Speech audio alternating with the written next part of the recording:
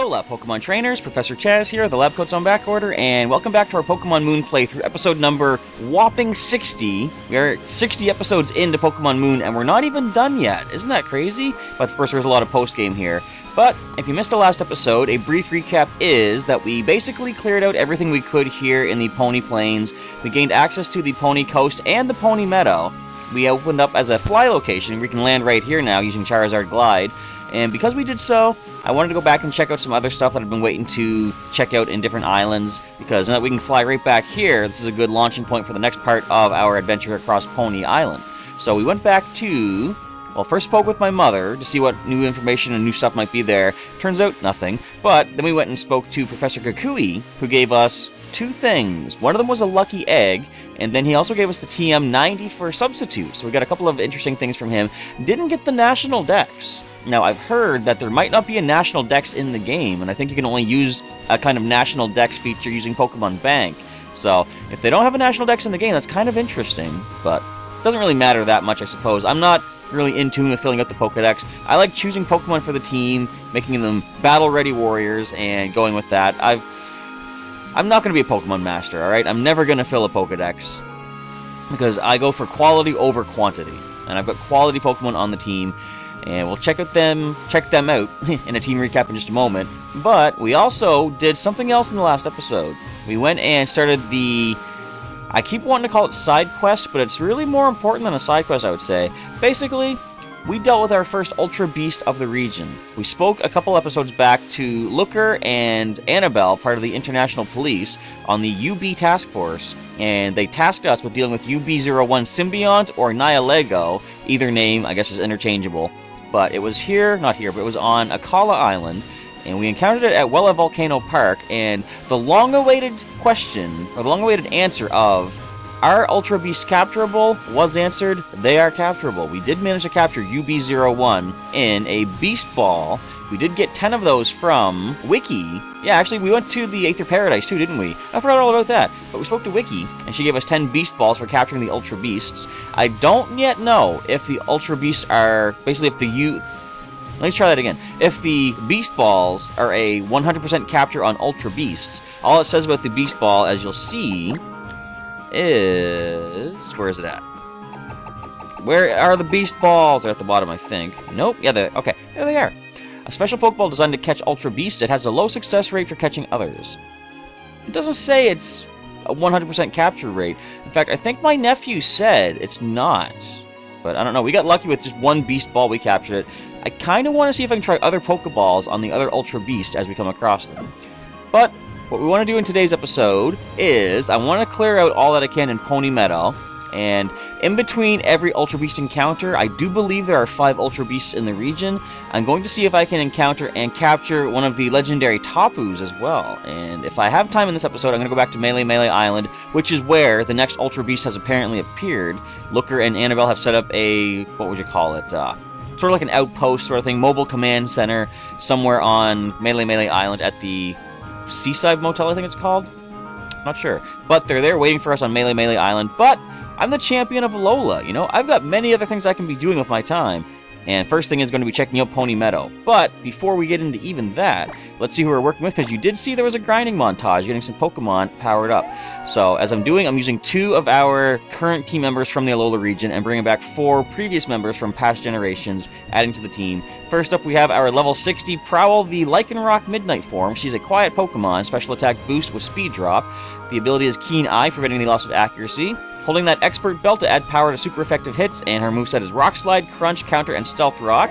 Next is Cordial, our level 60 Serena. She is a hasty Pokemon, upping speed while dropping defense. The ability of Queenly Majesty, preventing all priority attacks from being used against her. Muscle Band, she's borrowing Pandora's Muscle Band for the time being.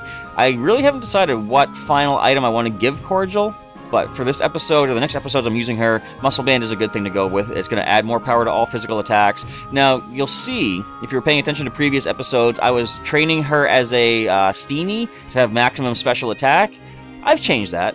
I did go into the bouncy castles in the Festival Plaza. I used a bunch of the what is it? Hondu berries, I believe, that lower special attack stat while increasing friendship. So I've taken all the training out of her special attack and put it into physical, because that's where a Serena's stats are best put. As you can see, 198 attack, 72 special. But the moveset is Trop Kick, Low Sweep, Stomp, and Aromatherapy. Now, for the first of our returning members, Blaze the Charizard at level 100.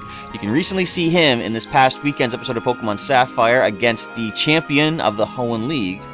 And some other Pokemon, of course. But Blaze is here. He is a quirky Pokemon. Look at all the ribbons, by the way. Look, I've shown this off with Kabutops. Look at all the ribbons he's gained throughout all the generations. I love seeing that. That's why stuff like the fact that Pikachu has all these ribbons but can't be used online is kind of really detrimental, because they've seen so many hard battles and so many epic adventures. The fact that they can't be used in certain things, or at least Pikachu can't, is kind of a blow to the soul, you know, a hit to the spirit. Anyway, all that being said, Blaze has the Blaze ability, of course, the namesake, that's going to power up his fire attacks at low HP. He's holding fire... What would you pronounce that as? Furium Z or Firium Z? I'm going to go Firium Z, allowing for a Fire-type Z move. Moveset is Incinerate, Air Slash, Solar Beam, and Mud Slap. Normally, I would like to run Flamethrower on Blaze, and I'll probably do that again at some point, but Incinerate is a TM from Gen 6 that is no longer a TM in Gen 7, so it makes him a little bit unique in that sense. However, as you'll see, Incinerate only has power of 60. It's not as powerful as Flamethrower or even Heat Wave that we can teach him with the Heart Scales. So I'll probably get rid of Incinerate eventually. I just wanted to have a unique attack for the time being. Anyway, moving on, we have Guar the Primeape at level 100. He is a Jolly Pokemon, which is pretty good for a Primeape. Speed up and special attack down. Vital Spirit ability, preventing him from falling asleep, and holding the Fightinium Z for some fighting-type Z moves, the All-Out Pummeling. The moveset is Focus Punch, Power-Up Punch, Poison Jab, and Substitute. Next is Smarty, our Noctowl. 2 weekends ago, you can see him in the Pokemon League battles in Pokemon Sapphire. He is a docile Pokemon, I believe. Yes, he is. Which is a neutral nature. No stats are changed. Insomnia ability, preventing any falling asleep on Smarty's side, just like Vital Spirit for Guar. And Flyinium Z is the held item. Moveset is Hyper Voice, Psycho Shift, Tailwind, and Roost. And last but not least, we have Burrow, the level 100 Ninjask. Another Hoenn Pokemon from our, Sapphire days. Didn't quite make it to the Elite Four, unfortunately, but he has a lonely nature, attack up, defense down. Speed boost ability is going to add speed at the end of every turn, holding the Buginium Z to allow for some bug-type Z moves. Moveset is Bug Bite, Home Claws, Substitute, and Baton Pass. He's a pretty good setup Pokemon. Get your Substitute up, use your Home Claws, get your speed boost every turn. As soon as you get to low HP, generally I'll have him holding a Pitaya Berry, which sharply boosts your special attack stat in a pinch. With all those stat boosts, Baton Pass out to something that can take the hits. So he's a pretty interesting Pokemon using Wi-Fi battles. Anyway, I've spent enough time team recapping. Let's go jump into the Pony Meadow and see what's going on in here. Now, what I probably want to do, I want to use the previous Pokemon against some trainers, perhaps.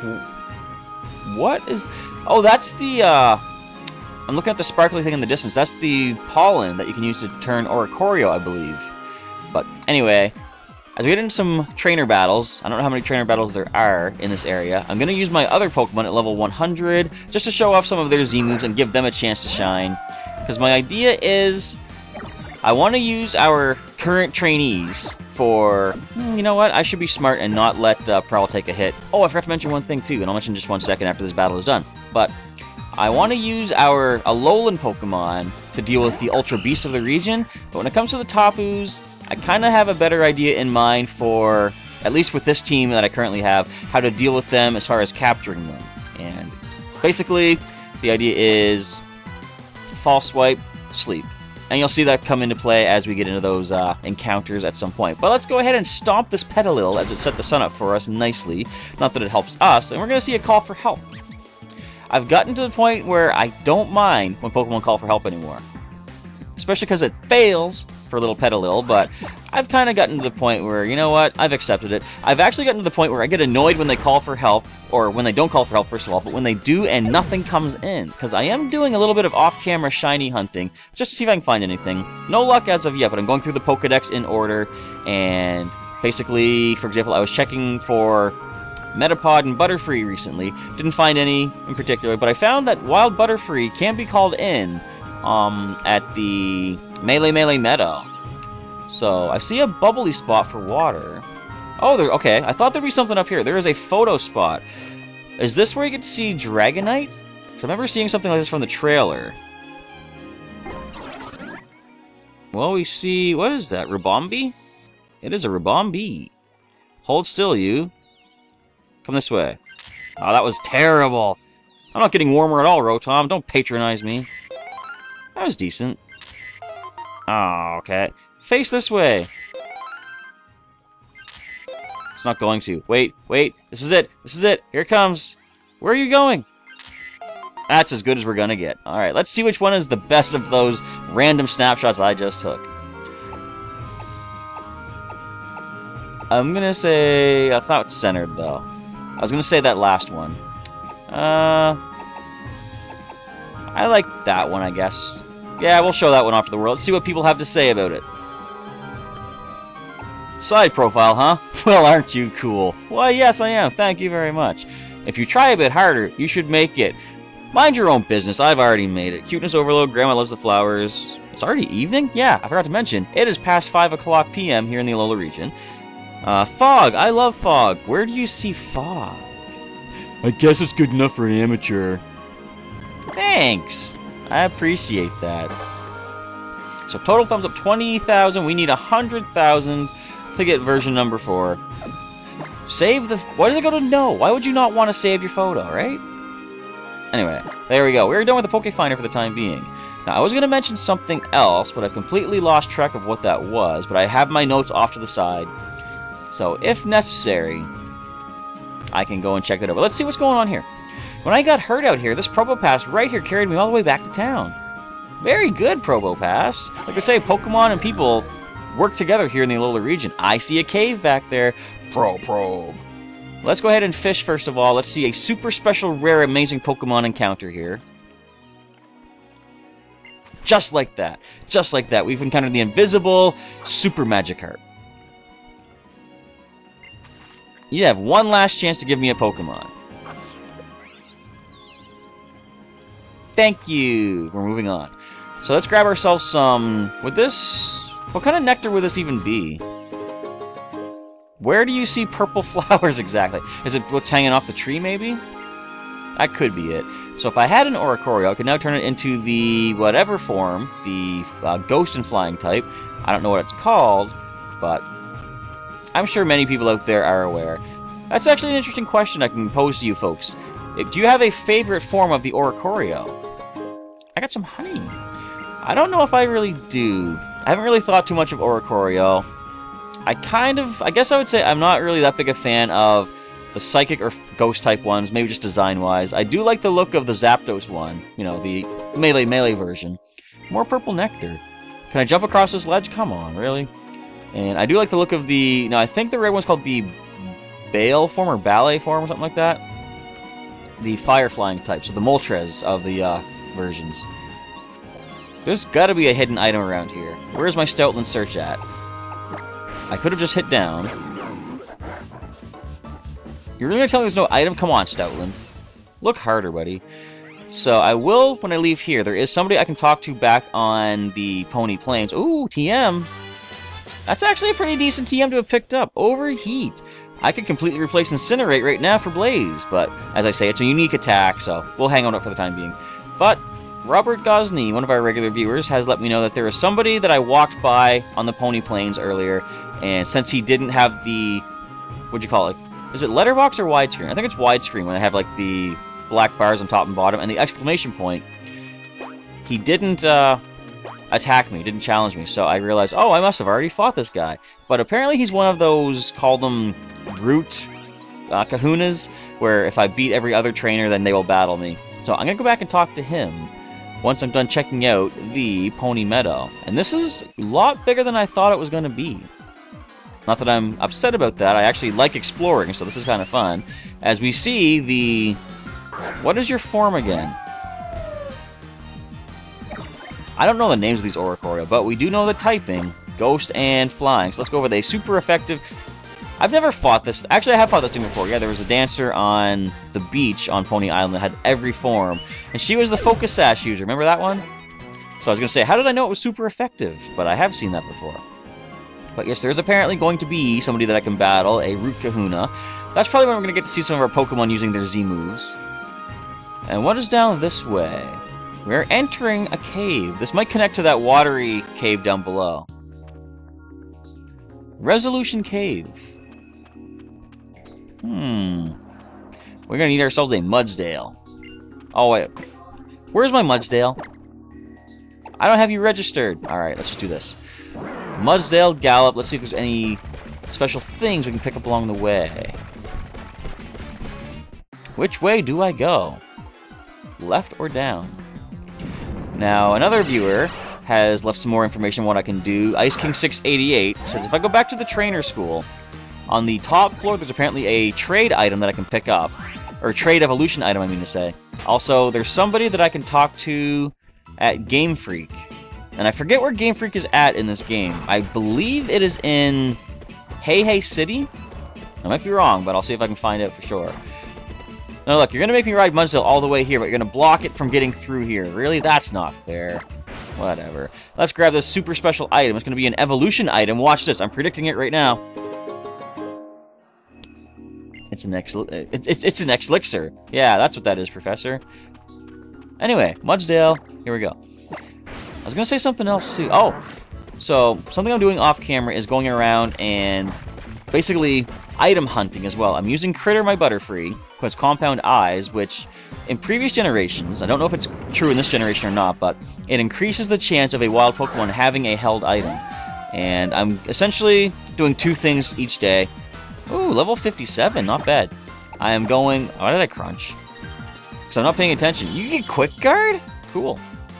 I'm going around, seeing if I can find some shiny Pokemon, doing the SOS battles, but I'm also going and checking each route in order that I come to it.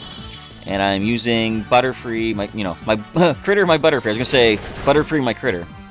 I'm using Critter to see if I can find some unique held items. I've gotten some Metal Coat, some Black Sludge. I also found a Magmarizer off of a wild Magby, which is pretty cool. If I ever get a Magmar, I can evolve it up. Oh, here's a trainer.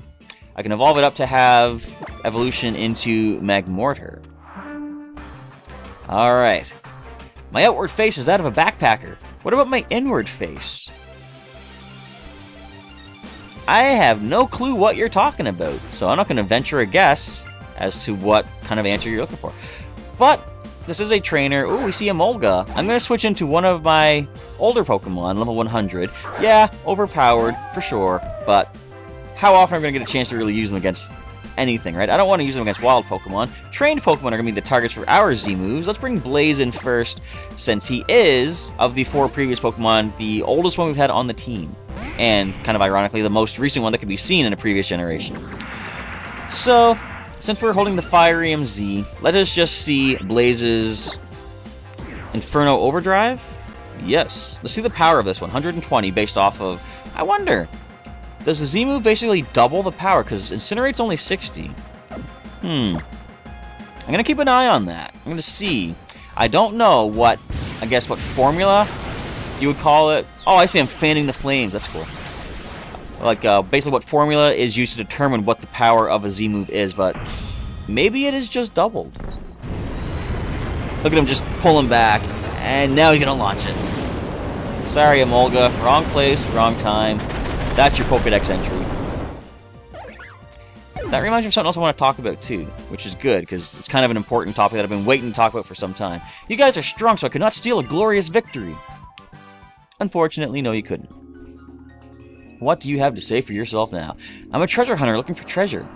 Have a whiff for this whole area. You can smell the aroma of treasure. Really? Stoutland begs to differ. Let's bust these rocks over here. Where does this lead? This is a whole different cave. I don't... No, it's not. Okay, I thought it was a cave I was going to walk out. I was like, I don't want to go just yet. But we find... I'll take that. That's very good. One of the things that I forgot to do when I was uploading Pokemon from previous generations, I wanted my Sand/Rocky to know Dig, because he's been my classic Dig user for many, many generations. I like the way this cave is twisting and turning. But when I sent him up, I realized he still had Earthquake, and I didn't teach him Dig from the TM, and Dig, I believe, is no longer a TM. Luckily, Dig is a level-up move, so I did teach it back to him on the top of Mount Lanakila at the Pokemon Center. Let's just Rock Slide. Go ahead and Quick Guard, that's not going to help you. Now, thing I want to talk about, Ultra Beasts.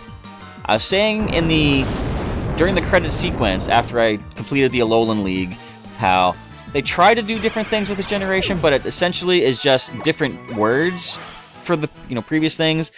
Trials, they're essentially gym battles. You can't catch any Pokemon. They're like any wild Pokemon you fight are basically the trainers in a gym, and the game ends up that you do go to the Pokemon League, right? They were trying to say that, it's a completely different way to do your Pokemon battling, but it's basically the same thing as it's always been. Now, Ultra Beasts. During the whole lead up to Pokemon Sun and Pokemon Moon's release, they were not referring to these creatures as Pokemon. They were calling them a threat to the Alola region, a whole new... What? Hold that thought for 1 second. What is a terrain extender? I'm assuming it's like Heat Rock and Damp Rock. It extends the duration of terrain caused by the holder's move or ability. Okay, that's what I figured. Interesting icon you have for that, too. What is that? Anyway, we have a terrain extender. I've been noticing, as I check some, what is it? What's her name? The one that teaches the moves. Madame Memoir or Madame Memories or something like that? I've been trying to see what can my older Pokemon learn, and a few of my Pokemon can learn the terrain moves now, which is pretty cool. Because terrain is kind of a big thing in this generation. Is he going to battle me through the rocks? Because the zoom-in thing happened right there. Anyway, back to my thought about Ultra Beasts. In previous generations, you might have noticed that there have been quite a number of legendary Pokemon. I think maybe people have been saying that there have been too many. Like, let's talk about Gen 4. You go through the main story, Dialga, Palkia, Giratina, whichever game you're playing. There's a whole story build up to them. Where does Heatran come from? Heatran is just there in post-game, Which I guess in a way is fine. Ooh, item. But it just seems weird that there's like so many legendary Pokemon that some of them they don't even have time to put into a story. Anyway. In this case, I'll ask you, what do you think a mountain is? It is a buffet for Larvitar. Pokedex Entries 101. Hiker Travis, you got 2 Pokemon. We're going to get to see 2 of my Pokemon in action then. A Dugtrio.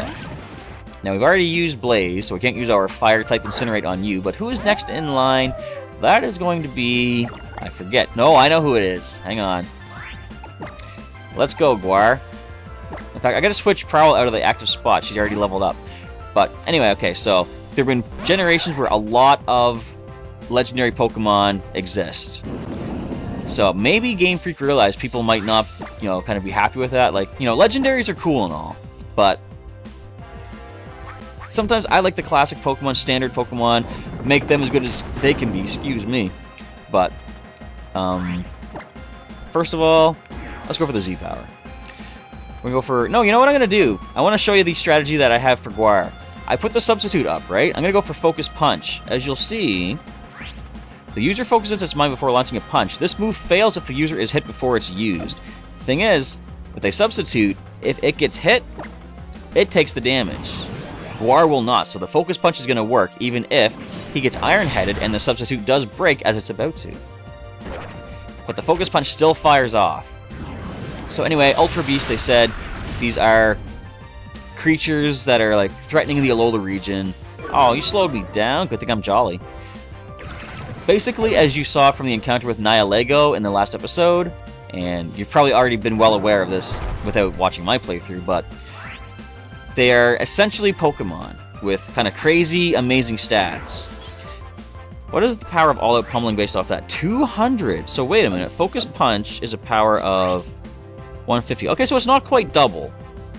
Or I guess sometimes it would be double. I don't know. I don't know what the formula is for the Z moves. But let's just get this all-out pummeling fired off. So the Ultra Beasts are essentially the legendary Pokemon of this generation. As opposed, or in addition to, we have Solgaleo, Lunala, of course, and the 4 Tapus. Plus, I do believe there's some other legendaries that I've seen, but not in-game just yet. But the Ultra Beasts are essentially a whole other batch of legendary Pokemon. So again, they tried to do something different, but it's still kind of the same thing. And I said back in the ending of, the finale for the credit sequence of the game, I don't mind that, because I like the classic format. It's just kind of weird that they said they were doing something different, but they didn't quite. Anyway, what strength? Just like a mountain. So who needs the care? Oh, you got a lot of mud on you somehow, because although nothing really hit you. It was your substitute Guar. It got hit by Dig. You didn't. Why are you all muddy? Wouldn't it be something if it actually showed the substitute doll sitting here and I had to clean that up? I would actually be happy with that. Alright, so that is Guar's time to shine in this episode. We might see him again at some point in another encounter, but we'll save that for later. A mountain is a concept. Something you must overcome is a mountain. Do you have to overcome a concept? I don't know where you're going with that. Ooh, what is this big cave? Well, we've got ourselves a Zygarde cell. That is... We're over 3/4 done completing Zygarde, if I remember correctly. And what is this? There's Pokemon in here. That's something. So, as I'm going through this episode, I actually did something kind of smart. Normally, just to sort of give you a behind-the-scenes look at Professor Chaz and how he does his recordings, to make sure I have these episodes on a timely manner, or timely sequence, I will record an episode on midnight of Wednesday for... Would it be Wednesday? Yeah. Wednesday, well, technically Thursday, 12 a.m., I would record an episode for Thursday's upload, and then Thursday at 4:30 a.m., I would record for Friday's upload. But I find sometimes, in doing that, I don't get a lot of sleep between those two episodes, and I wake up early in the morning to record the 4 o'clock something.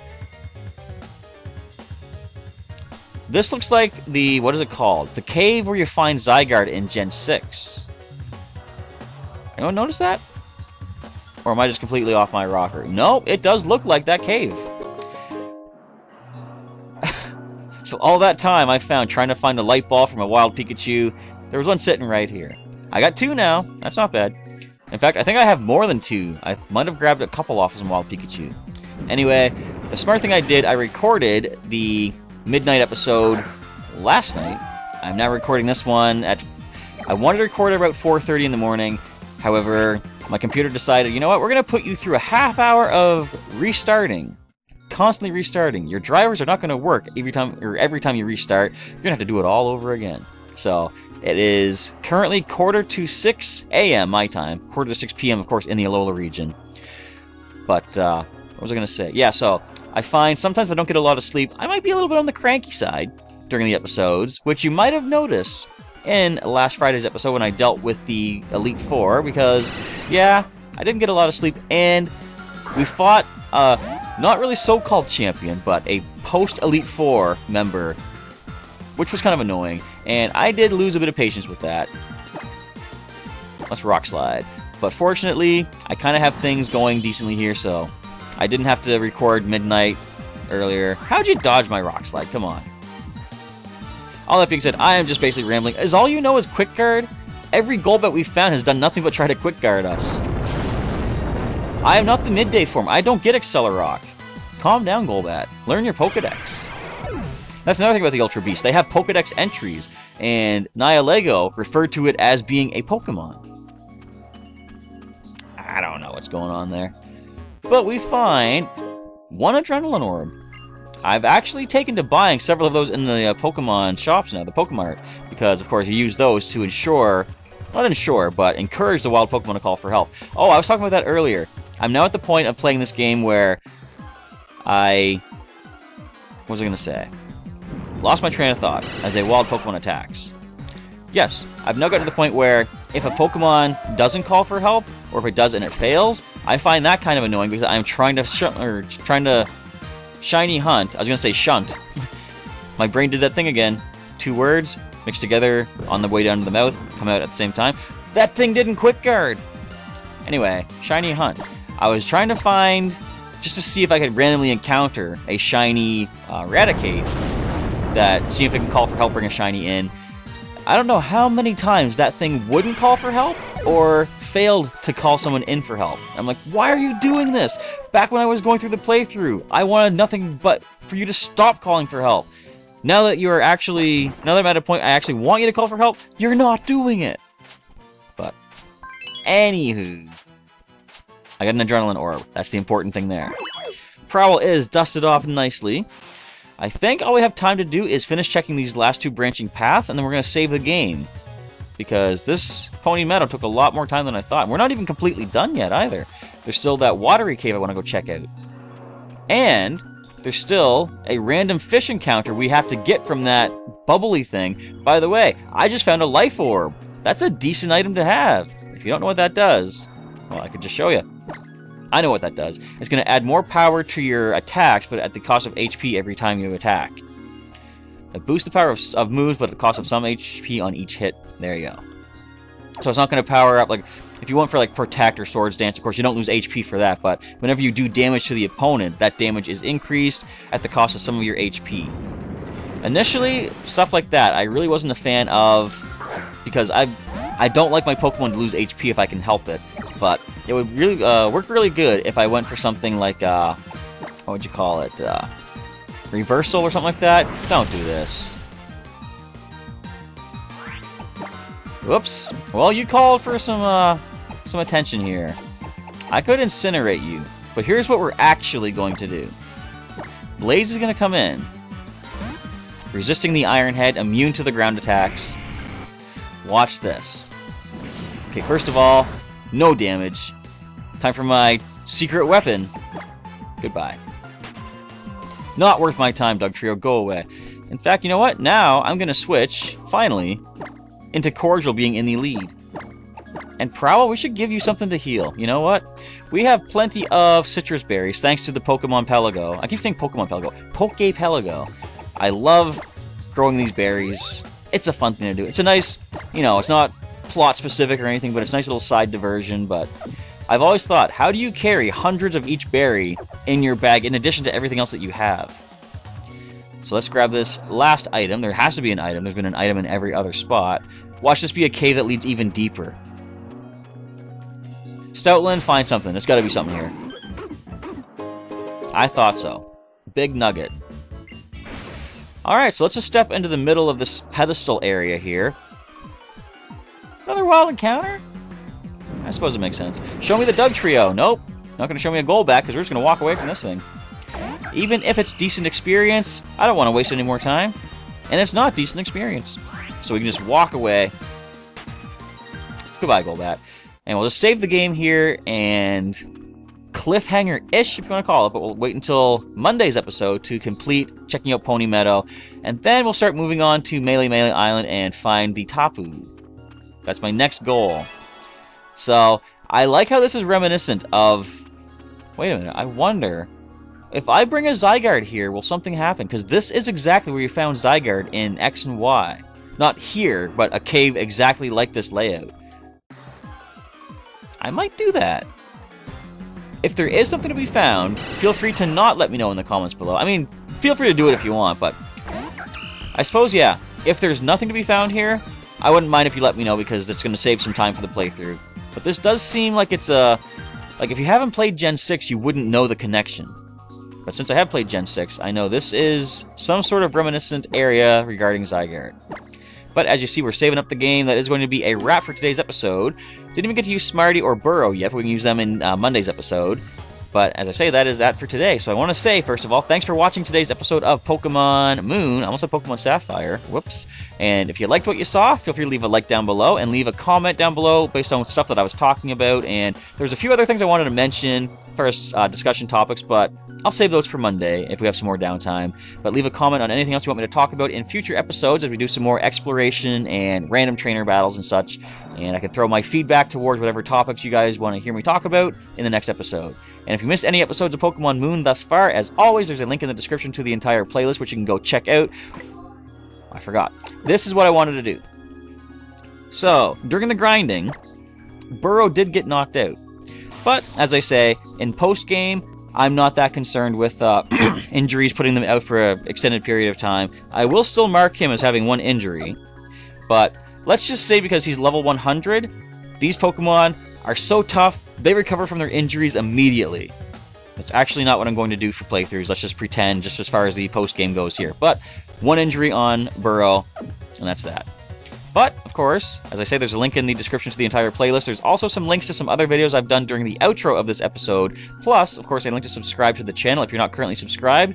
We have recently hit 1,100 subscribers, which is awesome. I want to say thanks to everybody for subscribing and sticking with me through all my random ramblings and all these playthroughs, and sticking around for some future stuff, such as later on today, in a couple hours' time, the first of our Pokemon Sun and Pokemon Moon TCG online videos. I'm going to be doing my usual 10 random booster packs online, assembling a deck of what I get out of those booster packs, and seeing what my first custom deck of Pokemon Sun and Pokemon Moon cards is going to be like. Cross your fingers that I get some Pokemon GX, because I want to show those off if I can help it.